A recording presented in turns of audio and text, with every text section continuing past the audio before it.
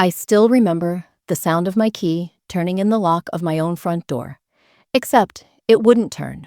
The locks had been changed. Standing there on my own porch at 11 o'clock at night, suitcase in hand, I thought maybe Marcus had done some home improvements while I was away. But then I heard the music, gospel music, the kind we played at homegoing services, drifting through my living room windows, along with voices and laughter. My heart started racing. Had something happened to someone in the family? Why hadn't anyone called me? I walked around to the side of the house, the same path I'd taken as a child, visiting my grandmother in this very house that I'd inherited and poured my life savings into restoring. Through the window, I could see straight into my own living room, and what I saw made my blood turn cold. There was Marcus, my only child, standing in front of my fireplace, wearing a black suit. In his hands was my framed retirement photo from the school district, the one where I'm smiling proudly after 35 years of shaping young minds.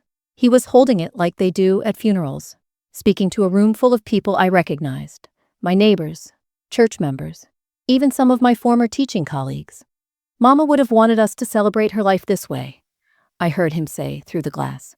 She always said she wanted us to remember the good times, not be sad. People were nodding, dabbing their eyes with tissues.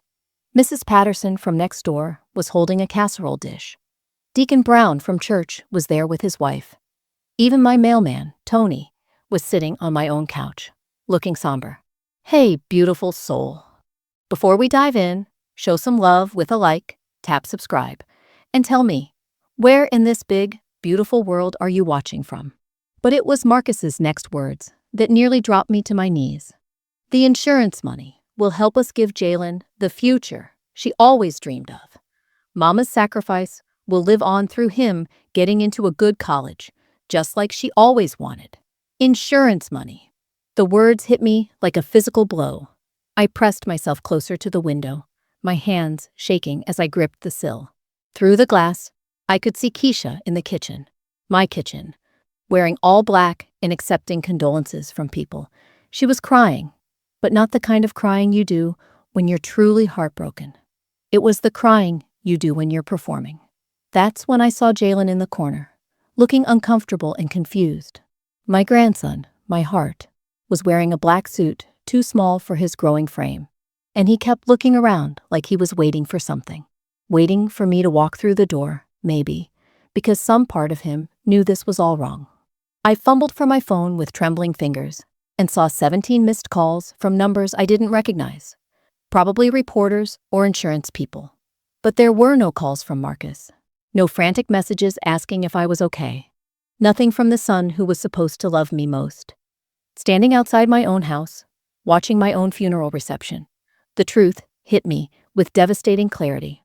Marcus hadn't just planned for me to die on that cruise. He had already declared me dead. And as I watched him speak about my legacy to a room full of mourners, I realized that in his mind, I was worth more to him dead than I had ever been alive. The woman who had sacrificed everything to raise him, who had worked double shifts to put him through college, who had mortgaged her paid-off home to help him start his business, was now nothing more than a $500,000 life insurance payout.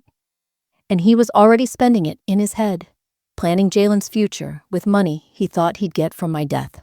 I backed away from the window, my heart pounding so hard I thought it might actually stop. Maybe Marcus would get his wish after all, I thought bitterly. Maybe the shock of my own son's betrayal would finish what the cruise couldn't. Sitting in my car, outside my own house, watching strangers mourn my supposed death, my mind went back to the beginning. Back to when Marcus was 8 years old, and I had to tell him that his daddy wasn't coming home from the construction site ever again. I remember how he looked at me with those big brown eyes, asking if we were going to be okay, and I promised him we would be. I promised him I would make sure of it. That promise shaped the next 30 years of my life. I was 27 years old, a widow with an elementary education degree and a mountain of medical bills from Robert's accident. The construction company fought the workers' compensation claim, and we lost our house within 6 months. But I wasn't going to let my son grow up thinking the world owed him nothing. the way too many Black children in our community had to learn. I worked substitute teaching during the day and cleaned office buildings at night. Marcus would come with me sometimes, doing his homework in empty conference rooms while I vacuumed around him. Education is the one thing nobody can take away from you, I'd tell him as he studied. Your daddy and I didn't have much to leave you, but we can leave you knowledge and determination. It took me 8 years to earn my master's degree in education administration, going to classes on weekends and during summer breaks. 8 years of Marcus eating more peanut butter sandwiches than any child should have to, of me wearing the same 3 dresses to work in rotation, of us sharing a 1-bedroom apartment where he slept on the couch until he was 16 and got taller than me. But it paid off. I became the first Black female principal at Lincoln Elementary, then moved to Roosevelt Middle School in one of the toughest neighborhoods in the city. I spent 35 years in those hallways, fighting for resources, demanding excellence from students who'd been written off, and making sure every child who walked through my doors knew they mattered. I wasn't just building a career, I was building a legacy for Marcus to be proud of. Every dollar I saved went toward his future. When he wanted to play football in high school, I bought his equipment, even though it meant I ate ramen noodles for 3 months. When he got accepted to Hampton University, I took out loans I'm still paying off in my 70s to make sure he had the full college experience I never had. When he graduated with his business degree, I was the proudest mother in that auditorium. My baby was going to be the first Washington to own his own business, to build generational wealth for his children. Then came the struggles. The first business failed within 2 years, and I emptied my savings to help him pay back investors. The second business, a restaurant, lasted 18 months before the health department shut it down. I mortgaged my grandmother's house, the house I was born in, to help him start his third venture. Each time, he promised this would be the one. Each time, he looked at me with those same eyes from when he was 8, asking if we were going to be okay. "Don't worry, Mama," he'd say. "When I make it big, I'm going to take care of you the way you took care of me." 5 years ago, when Keisha was pregnant with Jalen, I started giving them $2,000 a month from my pension. It meant I couldn't afford the senior living community I'd been saving for. Meant I kept working 2 years past retirement age. But watching my grandson grow up was worth every sacrifice. Jalen was my second chance to shape a Washington man, to teach him the values of hard work and family loyalty that I'd tried to instill in his father. I even updated my life insurance policy last year, increasing it to $500,000 with Marcus as the sole beneficiary. I called him to tell him about it, explaining that it was for Jalen's college fund and their family's security. "I want you to know that even when I'm gone, I'll still be taking care of you," I'd said.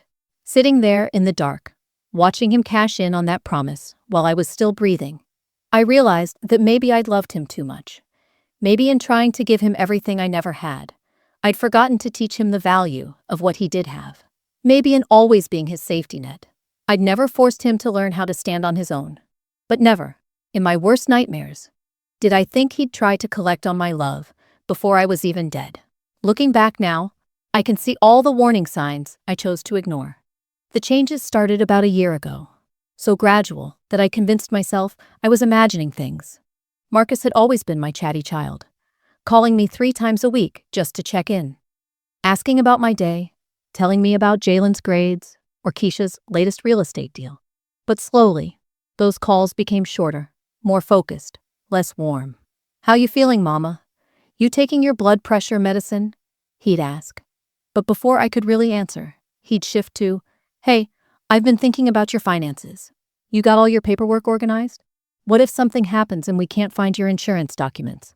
At first, I thought he was just being responsible, looking out for his aging mother the way I'd always looked out for him. But the questions became more specific, more urgent. "What bank is your life insurance through again? When did you last update it? Who's listed as the beneficiary?" When I told him I'd made him the sole beneficiary of $500,000, the conversation changed. Suddenly, he was very interested in the details of my policy, asking about the payout process, what documentation would be needed. The Sunday dinners at their house became uncomfortable too. I'd been going there every week for 10 years, ever since Jalen was born. But something shifted. Keisha, who used to greet me with hugs and stories about her clients, started seeming nervous around me. She'd find excuses to stay busy in the kitchen or disappear upstairs to organize something. When I'd try to engage her in conversation, she'd give short answers and avoid eye contact. But it was Jalen's behavior that worried me most. My grandson had always been my buddy, eager to tell me about school, asking me to help with his history projects because he knew I loved talking about the civil rights movement and the leaders who paved the way for his opportunities. Suddenly, he became distant, almost guilty around me. When I'd ask about his grades or his plans for college, he'd mumble responses and find reasons to go to his room. One Sunday, I caught him staring at me with this strange expression, like he was memorizing my face. When I asked him what was wrong, he just shook his head and said, "Nothing, Grandma. I just love you. That's all." At the time, I thought it was sweet. Now, I wonder if Marcus had already started planting seeds, preparing him for my supposed death. The most chilling moment came 3 months ago when Marcus offered to help me get my affairs in order. He showed up at my house with a folder in a serious expression, saying he'd been losing sleep, worrying about what would happen if something happened to me suddenly. Black families lose so much wealth when the older generation passes because things aren't properly documented, he said, using language that made sense to me, playing on my fears about leaving Jalen with nothing. He wanted copies of everything: my insurance policies, bank statements, retirement account information, even the deed to my house. "I need to know where everything is, Mama, just in case," he said. "You know how these insurance companies try to cheat Black families out of money when they can't find proper documentation." I gave him everything. I signed papers giving him power of attorney for emergencies only. I even showed him where I kept my important documents in my bedroom safe. Looking back, I was essentially giving him the roadmap to erase me from my own life. When Dot suggested the cruise last month, Marcus's reaction should have been my biggest red flag. Initially, he was adamantly against it. "Mama, you're 72 years old. What if something happens to you out there in the middle of the ocean? What if you have a heart attack or something?" But then, overnight, his attitude completely changed. He became enthusiastic, even pushy about it. "You know what? You should go. You deserve it. Live a little while you still can." The morning he drove me to the port, he hugged me longer than usual, holding me tight, like he was saying goodbye forever. "Have the time of your life, Mama," he whispered in my ear. "You deserve everything good that's coming to you. We love you so much." I thought he was being sentimental. I had no idea he was saying goodbye because he never expected to see me alive again. I forced myself to get out of the car and move closer to the window, my legs shaking with each step. I needed to see more, to understand the full scope of what Marcus had done. What I discovered was worse than I could have imagined. Through my living room window, I watched Marcus pull out his phone and show people photos.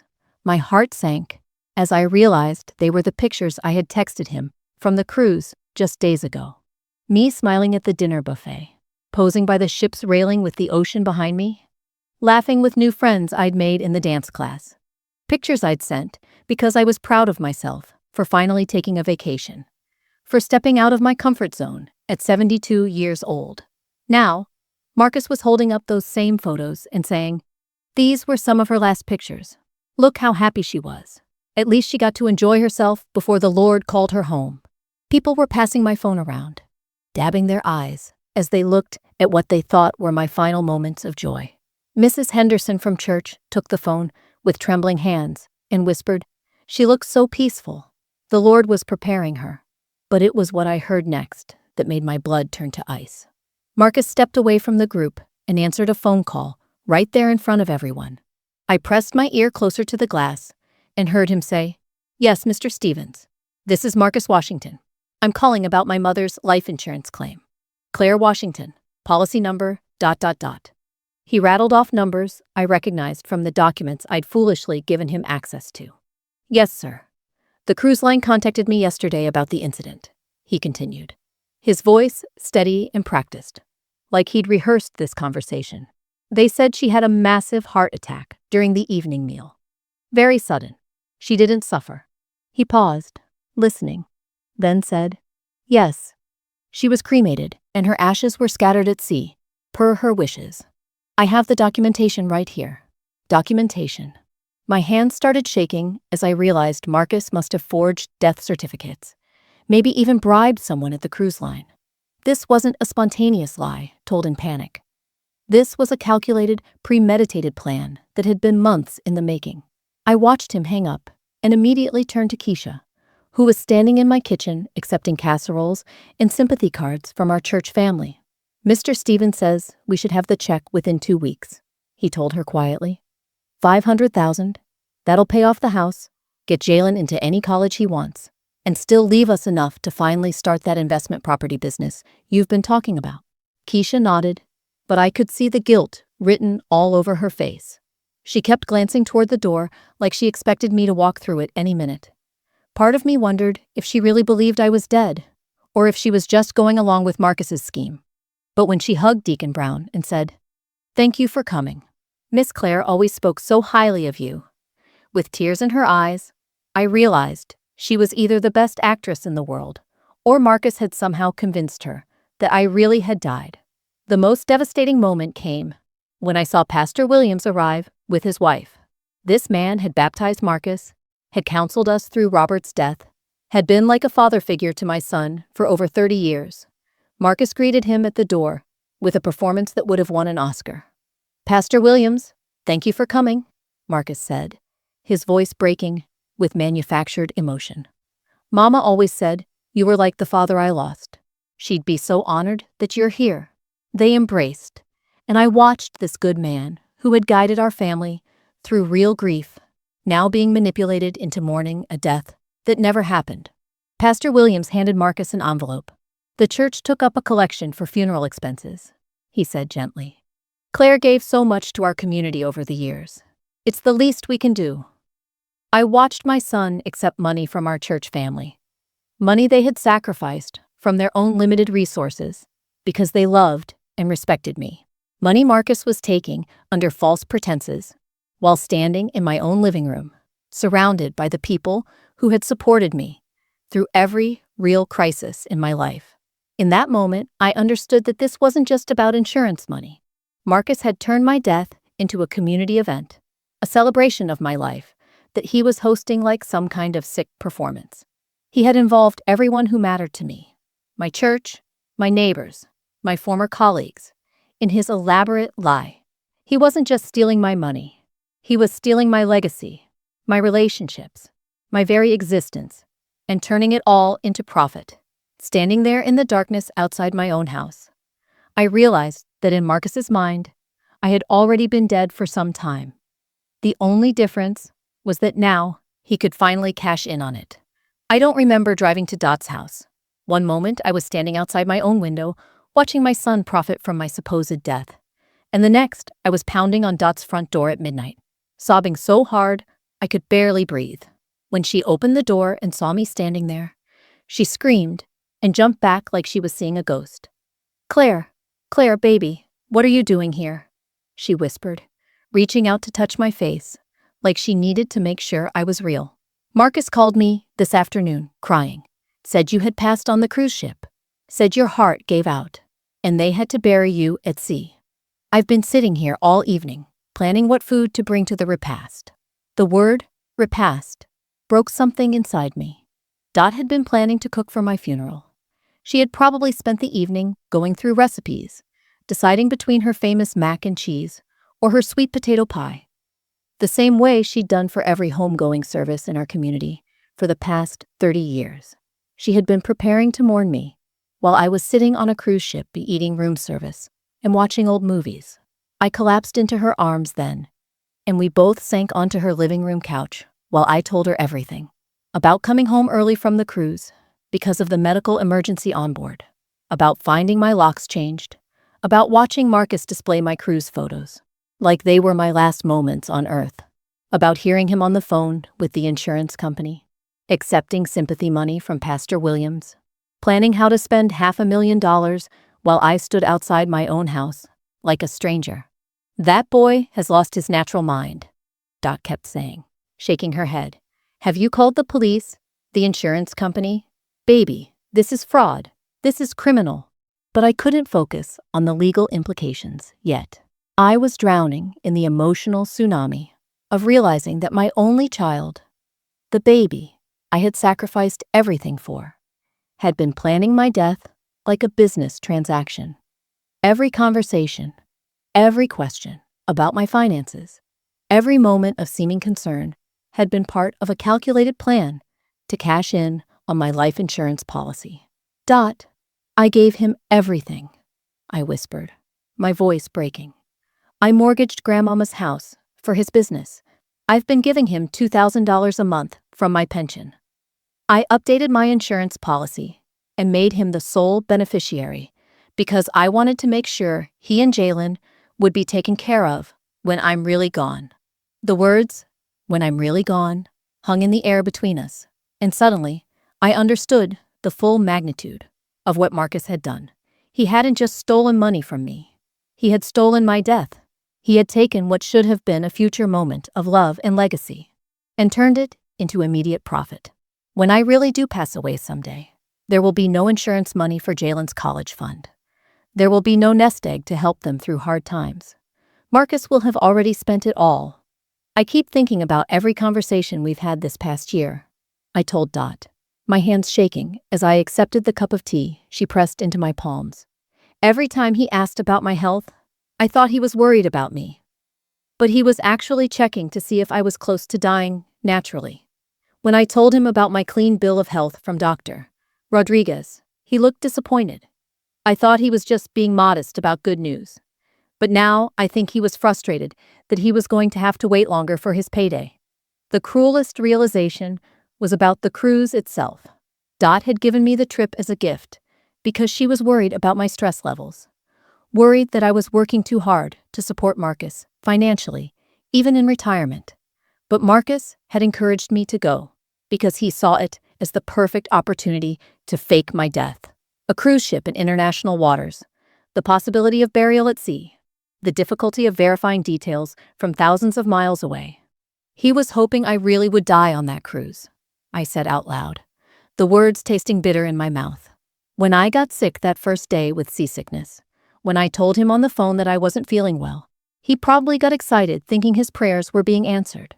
Sitting in Dot's living room at 1 a.m, surrounded by the photos of our friendship spanning 30 years, I realized that I had been thinking about this all wrong. I had been devastated by Marcus's betrayal, hurt by his greed, shocked by his deception. But what I should have been was angry, furious. This man had not just stolen from me. He had murdered me in the minds of everyone who loved me. He had made my friends and family grieve, had put them through the pain of loss, had accepted their sympathy and their money while I was alive and well. If Marcus wants me dead so badly, I said to Dot, feeling something hard and determined settling in my chest. Maybe it's time for Claire Washington to disappear, but not the way he planned. I didn't survive raising a black son in this country, didn't work my way up from substitute teacher to principal, didn't build a life from nothing after Robert died, just to let that boy erase me from my own story. For the first time in my life, I was going to stop being Marcus's safety net. Instead, I was going to let him fall all the way down, and I was going to make sure everyone was watching when he hit the ground. The next morning, I woke up on Dot's couch with a clarity I hadn't felt in years. While she made us breakfast, I laid out my plan. I need 3 days, I told her. 3 days to gather evidence before I reveal myself. Marcus thinks he's so smart, but he's about to learn that you don't get one over on a woman who spent 35 years dealing with lying teenagers and their scheming parents. My first call was to my attorney, James Patterson, a young black lawyer I'd mentored when he was in high school. When I told him what Marcus had done, there was a long silence on the phone. Miss Claire, he finally said, what your son has done isn't just morally wrong, it's a federal crime. Insurance fraud can carry up to 20 years in prison, especially when it involves this amount of money. 20 years. The words hit me like a sledgehammer. My grandbaby would be 36 years old when his father got out of prison. But then, I thought about how Marcus had involved Jalen in this charade, how he'd forced that child to pretend his grandmother was dead, and my resolve hardened. Actions have consequences, and Marcus was about to learn that lesson the hard way. Next, I called Mr. Stevens at the insurance company. "Mr. Stevens, this is Claire Washington," I said, enjoying the sharp intake of breath on the other end of the line. "I understand my son has been in touch with you about my death. I'm calling to inform you that reports of my passing have been greatly exaggerated." Mr. Stevens was professional, but clearly shaken.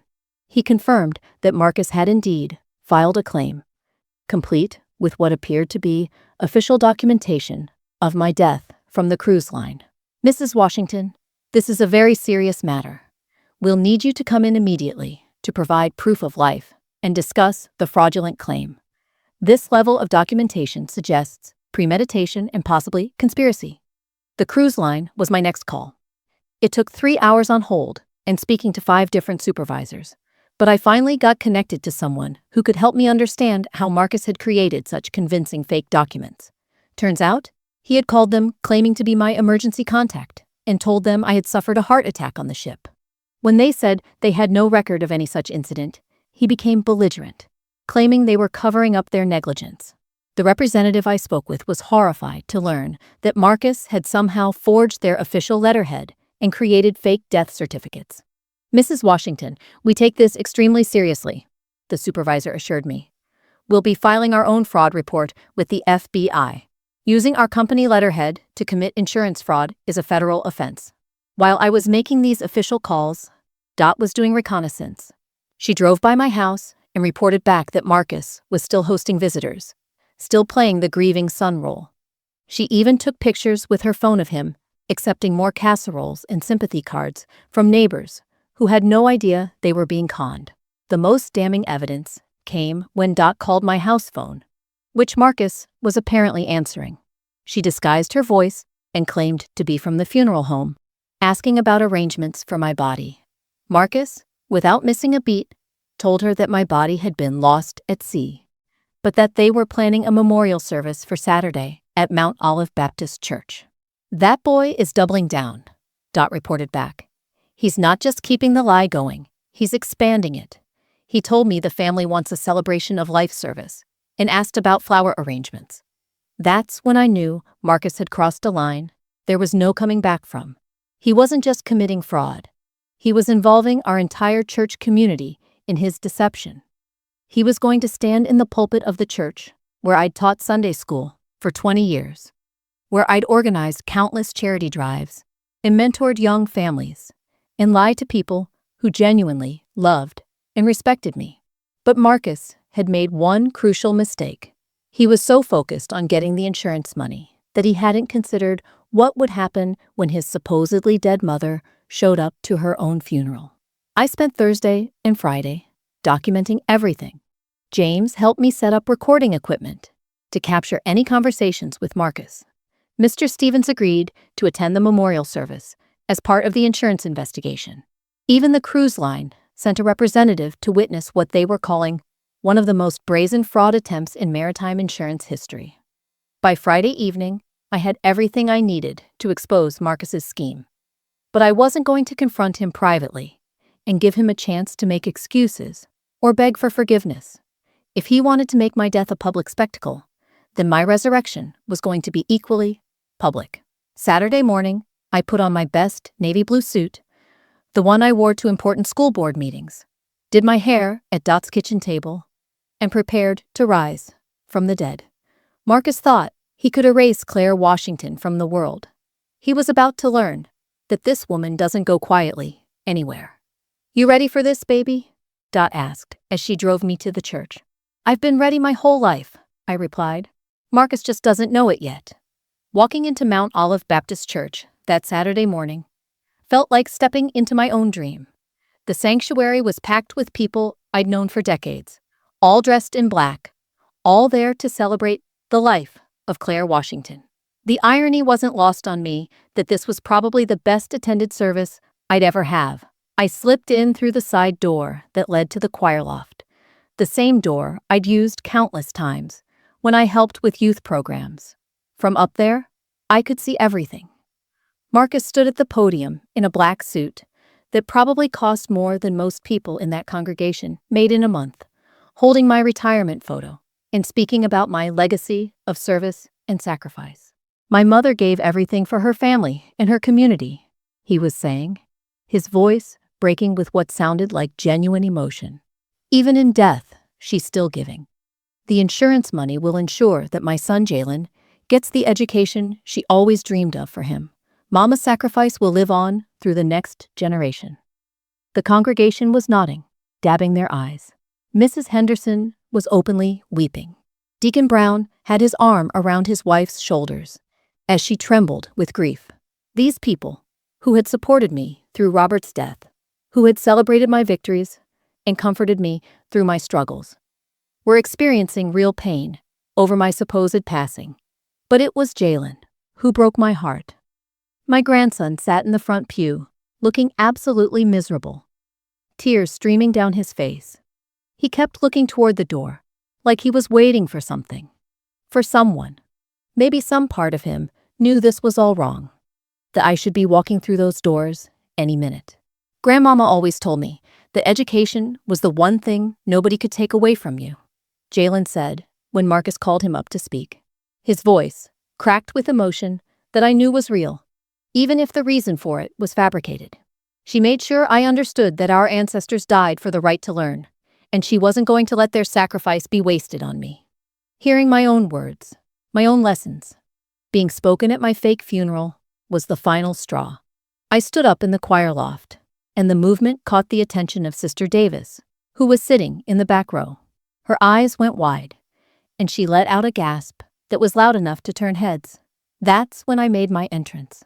I walked down the center aisle of Mount Olive Baptist Church like I'd done countless Sunday mornings. Except this time, every eye in the sanctuary was on me. The silence was deafening. People were frozen in their seats, mouths open, eyes wide with shock and confusion. Marcus stopped mid-sentence, the words dying in his throat as he watched his supposedly dead mother approach the pulpit. His face went through a series of expressions: confusion, disbelief, recognition, and finally, pure terror, as the full implications of what was happening hit him. "Good morning, church family," I said, as I reached the front of the sanctuary, my voice carrying clearly through the silence. "Thank you all for coming to celebrate my life. As you can see, the Lord isn't quite finished with me yet." The sanctuary erupted. People were standing up, shouting, some crying with joy, others demanding explanations. Pastor Williams looked like he might faint, but I kept my eyes on Marcus, watching as his carefully constructed world crumbled around him. "Mama," he whispered, his voice barely audible over the chaos in the church. "How are you? We thought you were dead." The cruise line called and said what, Marcus?" I asked, stepping closer to the pulpit where he still stood frozen. "Because I just spoke with them yesterday, and they have no record of any such call. In fact, they're very interested in how their official letterhead ended up on forged death certificates." That's when Mr. Stevens stood up from where he'd been sitting in the back of the church. "Ladies and gentlemen," he announced, "I'm Richard Stevens from Metropolitan Life Insurance. I'm here to inform you that Marcus Washington is under investigation for insurance fraud in the amount of $500,000. The church fell silent again, but this time the silence was heavy with understanding and anger. These weren't just my friends and neighbors anymore. They were witnesses to a crime.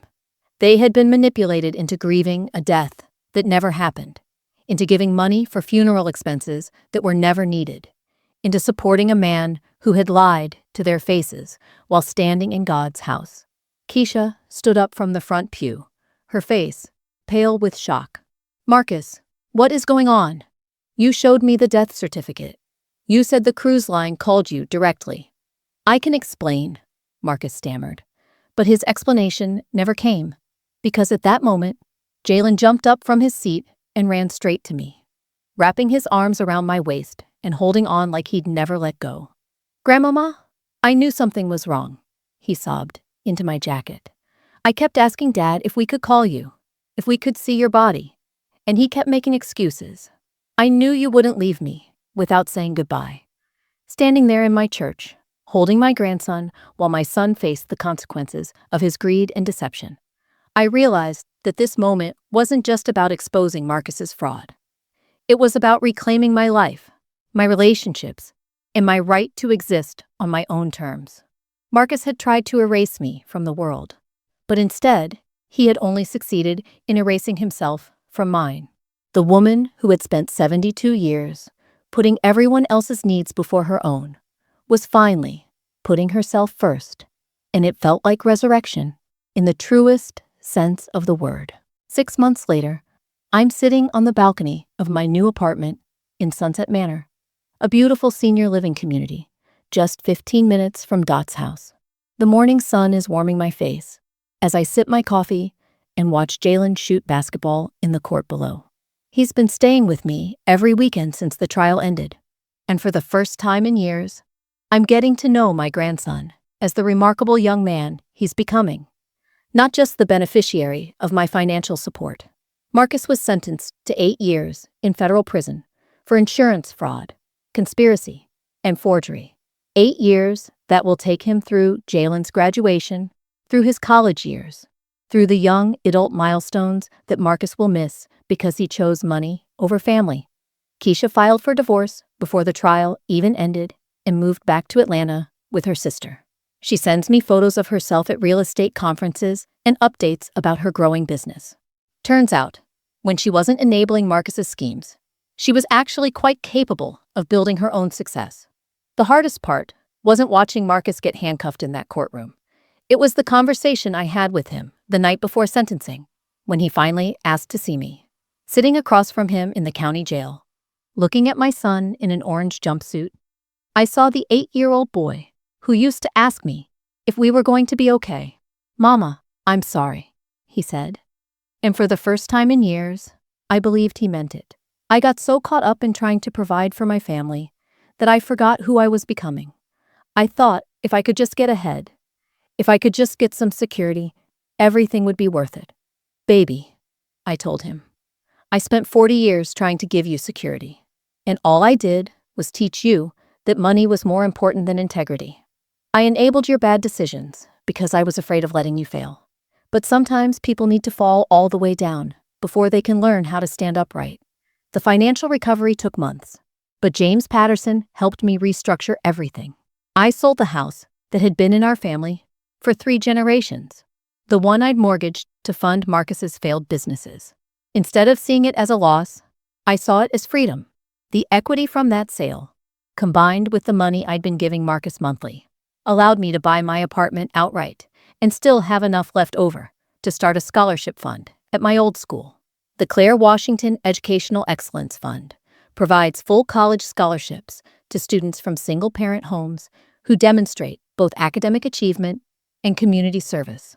Last month, we awarded our first scholarship to a young woman whose mother cleaned offices at night to put herself through nursing school. Watching her accept that check reminded me why I became an educator in the first place. Not to build wealth for my family, but to break cycles of limitation for everyone's children. Jalen is thriving in ways I never expected. Without the pressure of being the recipient of his father's insurance fraud schemes, he's discovered his own talents and interests. He's planning to study criminal justice in college, inspired by watching how the legal system worked during his father's case. "I want to help people who've been taken advantage of by their own families," he told me last week. "I want to make sure justice works for everyone, not just people with money." The transformation in our relationship has been the greatest gift of this entire ordeal. Instead of being the grandmother who spoiled him with money and worried about his future, I've become his mentor and friend. We cook together, play chess, and have long conversations about everything from civil rights history to his plans for changing the world. He knows the story of every sacrifice I made for his father. But more importantly, he understands the difference between supporting someone and enabling them. Dot and I are planning another cruise next month, this time to Alaska. "You sure you're ready to get back on a ship?" she teased me last week. "What if Marcus has a brother we don't know about who's planning your fake death number 2? "If he does," I laughed, "he's going to learn the same lesson Marcus learned. You can't keep a strong Black woman down, especially one who's already survived everything life can throw at her. The truth is, Marcus did teach me something valuable about my worth, just not in the way he intended. For 72 years, I measured my value by how much I could give, how much I could sacrifice, how much I could do for other people. But watching my son try to cash in on my death taught me that my worth isn't measured in dollars or sacrifice. It's measured in the love I've earned, the respect I've built, the lives I've touched, and the legacy I'm creating while I'm still here to enjoy it. As I sit here watching the sunrise and planning my day, lunch with Dot, a scholarship committee meeting, dinner with Jalen, I realize that the best revenge against someone who wanted you dead isn't just staying alive. It's living so fully, so joyfully, so authentically that you prove every day how wrong they were about your value. Marcus thought I was worth more dead than alive. Now I know better. I'm worth exactly what I've always been worth. Everything I choose to give freely, nothing I'm forced to sacrifice, and all the love I receive in return from people who value Claire Washington, not for what she can provide, but for who she is. And at 72 years old, I'm just getting started.